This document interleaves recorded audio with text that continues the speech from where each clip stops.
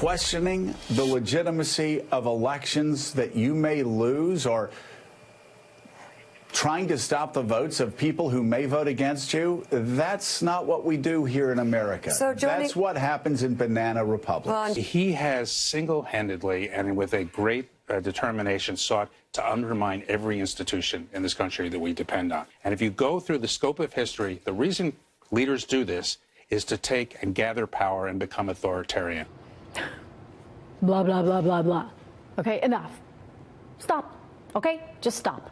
When an entire system, let me just point this out, because I like everybody to see both sides. So I'm trying to teach the mainstream media something here. When an entire system is stacked against you, you're just supposed to roll over?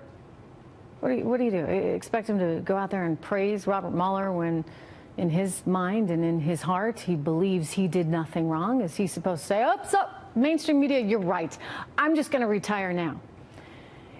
Is he supposed to say, "Fine, open the floodgates, bring them all in, thousands of migrants that want to come here. Why not just allow all of Latin America to come here while we're at it"? You've got people wanting to stampede our borders, and according to the mainstream media, it's somehow discriminatory to not allow them in. Or in Florida, after an election was called, is the president not supposed to ask questions about how 93,000 votes just suddenly show up? I mean, some in the back of an Avis rental car. And the woman in charge of counting the votes has had this troubled history as an election supervisor. These are all logical reactions.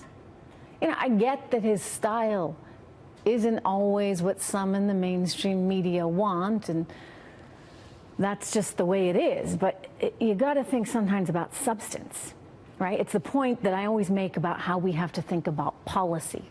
Policy is important. What is the economic policy that's going to drive us forward? What is it that we can do to keep us safe? In this case, the substance is legit. He wants legal immigration. What's wrong with that? He wants to prevent voter fraud. What's wrong with that?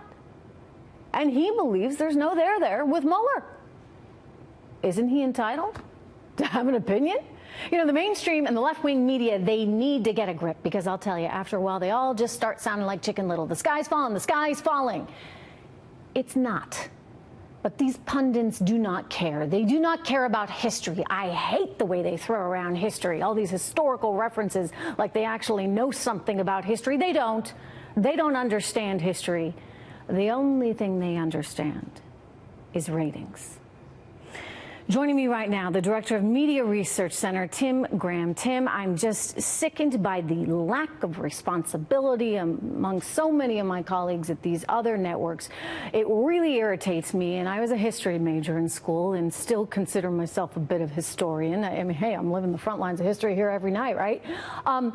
But they throw out these historical references which make no sense, these analogies that make no sense, but somehow are scary enough to have people thinking that, my goodness, this president is somehow, you know, the next Adolf Hitler in the making.